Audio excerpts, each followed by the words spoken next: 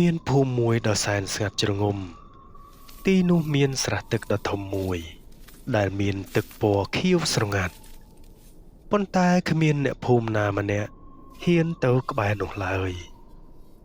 មនុស្សចាស់ចាស់នៅក្នុងភូមិតែងតែនិយាយតគ្នាថាស្រះនោះមិនមែនជាស្រះធម្មតាទេវាគឺជាកន្លែងដែលវិញ្ញាណខ្មោចចងអាឃាតសន្ធិដ្ឋនៅទីនោះបរិយាកាសនៅជុំវិញស្រះពោរពេញទៅដោយដើមឈើធំធំបោះមេឃសាខាគ្របដណ្ដប់ផ្ទៃទឹកធ្វើឲ្យពន្លឺថ្ងៃមិនអាចចាំងចូលទៅដល់ផ្ទៃទឹកបានឡើយរៀងរាល់យប់គេតែងតែឮសូរសម្រែកយំខ្សឹបខ្សួលចេញពីកណ្ដាលផ្ទៃទឹកនោះវីរៈនិងមិត្តភក្តិពីរនាក់ទៀតគឺថុលនិងណារ៉េតពួកគេចូលចិត្តថតវីដេអូ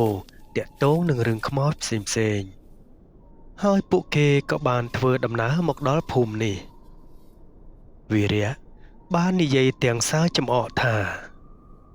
សម័យនេះហើយនៅជឿលើរឿងខ្មោចលងក្នុងស្រះអីទៀតចាំមើលយប់នេះខ្ញុំនឹងទៅបោះតង់នៅមាត់ស្រះនោះឲ្យបងប្អូនទាំងអស់គ្នាមើលអ្នកភូមិម្នាក់បានឃាត់ពួកគេទាំងទឹកមុខស្លេកស្លាំងប៉ុន្តែពួកគេមិនខ្វល់នឹងសម្ដីអ្នកភូមិម្នាក់នោះឡើយពេលព្រះអាទិត្យចាប់ផ្ដើមលិចបាត់ទៅភាពងងឹតចាប់ផ្ដើមគ្របដណ្ដប់ពាសពេញក្រុមរបស់វីរៈបានរៀបចំកាមេរ៉ានិងភ្លើងបំភ្លឺនៅមាត់ស្រះទឹកនោះខ្យល់ត្រជាក់ខុសធម្មតាចាប់ផ្ដើមបក់មកប៉ះផ្ទៃមុខរបស់ពួកគេធ្វើឲ្យពួកគេមានអារម្មណ៍ថាព្រឺសម្បុរខ្ញាក់ខ្ញាក់រំពេចនោះណារ៉េតបានស្រែកឡើងមើលចុះតើស្អីនៅកណ្ដាលស្រះទឹកនោះពួកគេក៏បានបញ្ចាំងភ្លើងទៅស្រាប់តែឃើញសក់ខ្មៅវែងអន្លាយអណ្ដែតលើផ្ទៃទឹករួចក៏លិចបាត់ទៅវិញយឺតខណៈពេលដែលពួកគេកំពុងពិភាក្សាគ្នាស្រាប់តែទឹកស្រះដែលធ្លាប់តែថ្លាខៀវក៏ប្រែទៅជាពណ៌ក្រហមឆ្អៅដូចឈាមក្លិនឆ្អាបអាសោចភាយឡើងមកពេញអាកាសថុលចាប់ផ្ដើមភ័យញ័រដៃញ័រជើងគេចង់ត្រឡប់ទៅផ្ទះវិញប៉ុន្តែវីរៈបានឃាត់គេព្រោះគិតថាវាគឺជាអភូតហេតុធម្មជាតិឬក៏មានអ្នកណាម្នាក់ចង់ធ្វើបាបពួកគេដើម្បីលេងសើចតែប៉ុណ្ណោះឯងភ្លាមនោះផ្ទៃទឹកបានពុះកញ្ជ្រោលឡើងរួចមានរូបរាងមនុស្សស្រីម្នាក់ស្លៀកពាក់សរហែករយេរយាយមុខមាត់សុទ្ធតែស្នាមរបួសភ្នែកឡើងក្រហមងាំងងើបចេញពីក្នុងទឹកមកយឺតនាងសម្លឹងមកក្រុមវីរៈដោយកែវភ្នែកពោពេញដោយកំហឹងសំឡេងសើចកក្អឹករបស់នាងបានបន្លឺឡើងពេញព្រៃធ្វើឲ្យសត្វបក្សាបក្សីហើរចេញទាំងស្លន់ស្លោ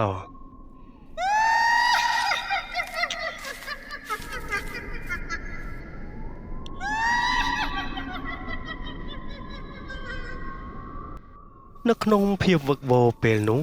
ស្រាប់តែមានម្រាមដៃជាច្រើនបានលុកចេញពីក្នុងដីក្បែរមាត់ស្រះនោះមកចាប់ជើងណារ៉េតអូសចូលទៅក្នុងស្រះបាត់ណារ៉េតក៏បានស្រែកយ៉ាងខ្លាំងដើម្បីឲ្យមិត្តភក្តិរបស់ខ្លួនជួយប៉ុន្តែដោយសារកម្លាំងវិញ្ញាណនោះខ្លាំងមិត្តភក្តិរបស់គេមិនអាចជួយទាន់ពេលវេលាឡើយវិញ្ញាណខ្មោចនោះបានអូសណារ៉េតចូលក្នុងស្រះរហូតដល់បាត់ស្រមោលឈឹងឯវីរៈនិងថុលក៏ដួលនឹងដីដោយសារខ្យល់បក់បោកយ៉ាងខ្លាំងទៅលើពួកគេដោយសារជាមិត្តសម្លាញ់នឹងគ្នាវីរៈសម្រេចចិត្តលោតចូលទៅក្នុងស្រះទឹកនោះដើម្បីជួយណារ៉េតនៅក្រោមទឹកគេប្រឹងជ្រមុជរកណារ៉េតអស់រយៈពេលមួយសន្ទុះប៉ុន្តែមិនឃើញណារ៉េតឡើយគេបែរជាឃើញខ្មោចរាប់រយនាក់ហាក់ដូចជាកំពុងយាមកាមអ្វីម្យ៉ាងក្នុងនោះ មានសាកសពដែលត្រូវបានចងភ្ជាប់នឹងដុំថ្មធំធំភ្លាមនោះដែរវីរៈក៏បានឃើញណារ៉េតកំពុងត្រូវបានវិញ្ញាណស្រីសក់វែងនោះច្របាច់កវិញ្ញាណស្រីនោះបានបែរមុខមករកវីរៈហើយនិយាយថានាងឈ្មោះចន្ទ្រាដែលត្រូវបានអ្នកភូមិសម្លាប់ដោយអយុត្តិធម៌កាលពី150ឆ្នាំមុនហើយបោះសាកសពរបស់នាងចូលទៅក្នុងស្រះនេះហើយនាងបានសច្ចាថានឹងយកជីវិតអ្នកណាដែលមកបំពេញនៅកន្លែងរបស់នាងវីរៈព្យាយាមអង្វរករដល់នាងប៉ុន្តែនាងមិនព្រមស្ដាប់ឡើយ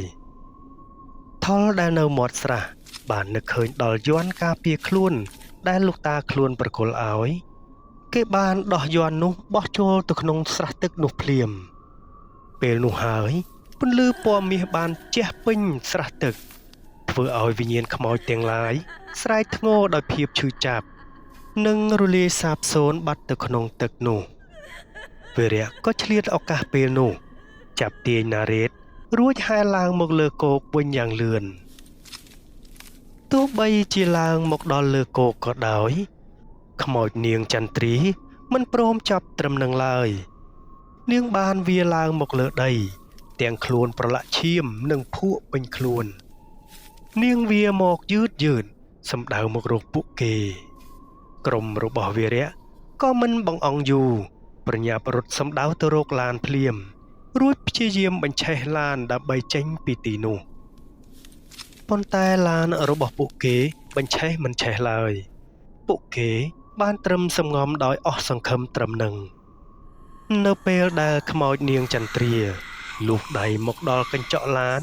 ស្រាប់តែមានលោកតាសក់សម្នាក់ដែលជាគ្រូអាគមប្រចាំភូមិបានបង្ហាញខ្លួនភ្លាមលោកតាបានសូត្រមន្តអាគមនិងបាចអង្ករសិលធ្វើឲ្យវិញ្ញាណខ្មោចនាងចន្ទ្រាខ្ទាតចេញទៅឆ្ងាយលោកតាបានមានប្រសាសន៍ថាឈប់ចងកម្មចងពៀទៅចៅស្រីបណ្ដោយវាទៅតាមយថាកម្មទៅ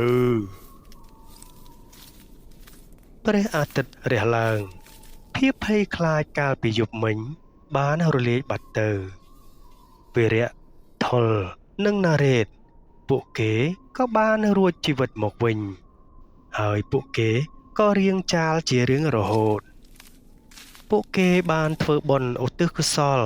ដល់វិញ្ញាណខ្មោចនាងចន្ទ្រាដើម្បីឲ្យនាងទៅកាន់សុគតិភពហើយស្រះទឹកនោះក៏ត្រូវបានអ្នកភូមិរៀបចំធ្វើបុណ្យដើម្បីបន្សាបឧបទ្រពចង្រៃចេញឲ្យអស់ចាប់ពីពេលនោះមកស្រះទឹកមរណៈក៏คล้ายជាស្រះទឹកធម្មតាប៉ុន្តែអ្នកភូមិគ្មានអ្នកណាម្នាក់ភ្លេចរឿងរ៉ាវដ៏សែនរន្ធត់នោះឡើយបាទសាច់រឿងនេះក៏ចប់ត្រឹមតែប៉ុណ្ណេះអរគុណបងប្អូនសម្រាប់ការតាមដានស្ដាប់តាំងពីដើមរហូតដល់ចប់ជួបគ្នានៅសាច់រឿងក្រោយៗទៀតអរគុណជម្រាបលា